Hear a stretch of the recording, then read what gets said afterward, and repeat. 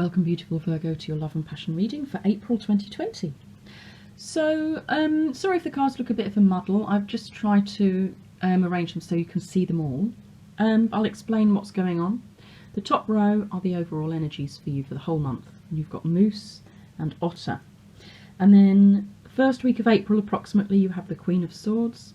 The second week the Lovers. The third week the Eight of Cups. And the fourth week the Five of Swords. And I wanted to know a little bit more about what was going on with these two cards. And I drew the Hierophant, and at the bottom of the deck was the Six of Rods.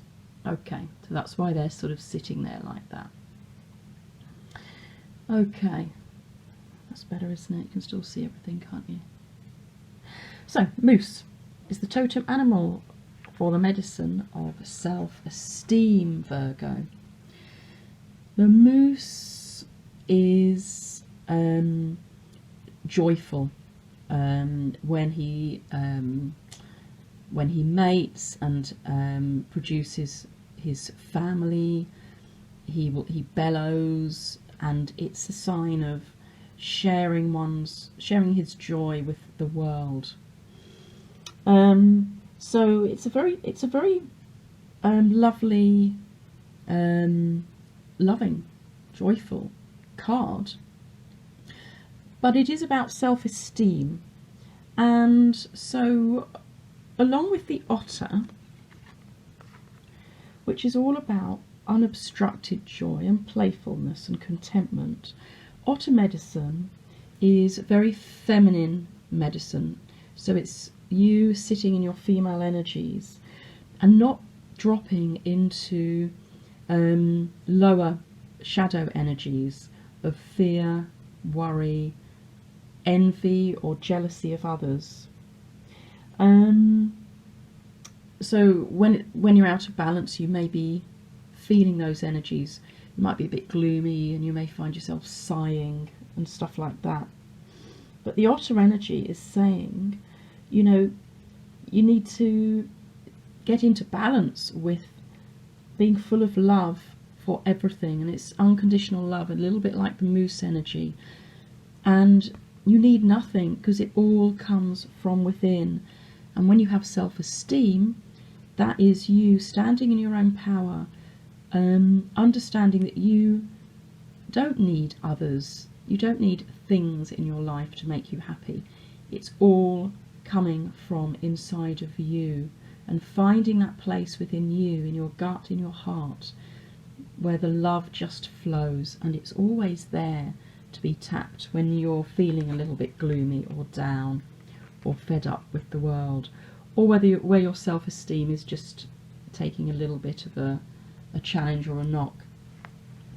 So the Queen of Swords energy is talking more about this kind of stuff. So she's a queen, so she's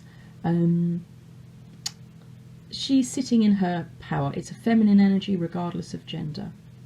She's independent, can be a little bit aloof, but look, she uses this sword to cut out any crap in her life, to cut away all the worries and fears and doubts.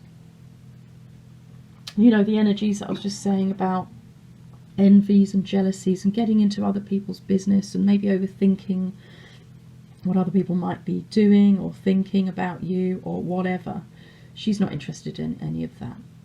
She is clear and focused and looking forwards, full of self-esteem. So maybe you just, by being aware of this self-esteem issue perhaps bubbling under a little bit for you, you are able to then tap into this beautiful Queen of Swords energy and not take any crap. And that will move you forwards, because the second week of April or thereabouts, you've got the Lovers card, and she is looking forwards to the Lovers. This is a divinely orchestrated union. It sometimes means a choice. You may have a choice between two people, but I don't really see it in the rest of the cards. I think it's more that you need to find that place of unconditional love and looking at life from the divine perspective. You know, we've got the universe supporting us and moving us forwards, if only we can find that place that allows us to tap into that energy and not drop down into, you know, I don't deserve it sort of energy, which is a self-esteem issue. Because this is a divinely orchestrated love relationship coming in. The Lovers is a very, very beautiful card. It's a major arcana card. This is a significant soulmate or twin flame even coming into your life. And you are ready to move away from your old life to find, you're moving away from 8 cups, which you have, but you want all 10 cups. 10 is the epitome of love and joy and happiness, and that's what you're looking for. That's the traditional meaning of the 8 of Cups. In this deck, the Tarot of Sexual Magic, is about bashfulness, and it says that you need to try and know your partner's character in spite of their reserve. Beneath their thorns you'll find the right choice, an honest and sincere person.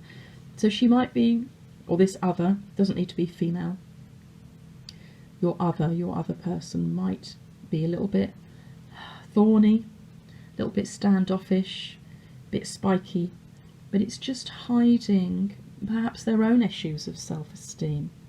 Underneath it is a beautiful energy, and that's why I pulled these clarifiers, to just see what was going on underneath. Because remember, what we had was, in the 3rd week, the 8 of Cups, and the 4th week, the 5 of Swords.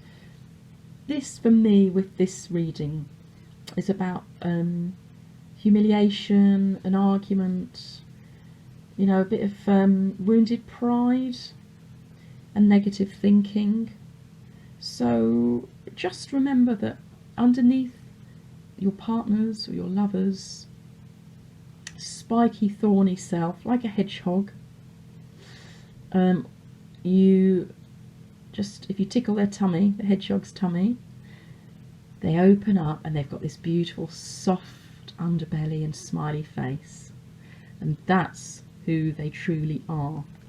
And that is clarified by these 2 cards. So the Hierophant is, this is a you coming to a spiritual awakening, a spiritual understanding of who this person really is, what this person really means to you, that it's orchestrated by the divine, and it's meant to be.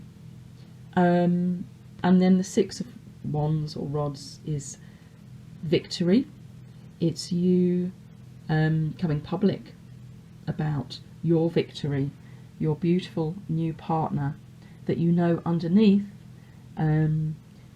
perhaps is this otter energy. And look at all this beautiful green, blue and yellow colouring. You know, the otter is the essence of female medicine. It's that unobstructed joy, the unconditional love that your partner has underneath their spiky hedgehog back. They really are the soft underbelly and not the spikes. Okay, Virgo, I really hope that resonates. Thank you for all your support on my channel. I hope this really helps. If it resonates, fantastic, take it. If it doesn't, don't try and make things fit. It's just not your energy at this time. And I hope you have a wonderful month, filling you with lots of love, light and fire. Thank you so much for watching, Virgo. Until next time.